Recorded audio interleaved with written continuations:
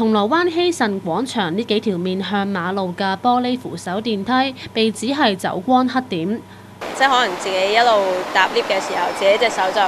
撳住條裙後邊咁樣。仲有位於銅鑼灣嘅蘋果店，用落地玻璃做外牆都被指容易走光。民建聯調查全港走光黑點，發現用透明玻璃圍欄同埋玻璃扶手梯嘅商場同埋店鋪都係高危走光位，建議採用改善措施。我哋都會出信俾警方，就話俾警方聽咧，有呢啲嘅黑點嘅，咁我哋會要求警方加強巡邏同埋加強網上面嘅巡邏，呢啲我哋一路都有做嘅。咁就而警方咧就過去呢幾年咧，其實喺網上面嗰個巡邏上邊咧，事實亦都加強咗人手。咁佢哋亦都話咧係加強咗巡邏嘅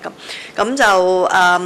至於商場嘅保安咧，我諗以往我哋就少提嘅，我哋就要求改善措施。咁但係咧今年開始咧，我哋出信俾商場嘅時候咧，我哋都會希望佢如果未即時可以做到改善措施咧，都會加強保安喺嗰個走光黑點嘅巡邏啦。葛珮帆呼籲女士要提高警覺，慎防被偷拍。香港風頻電視記者黃嘉琳報道。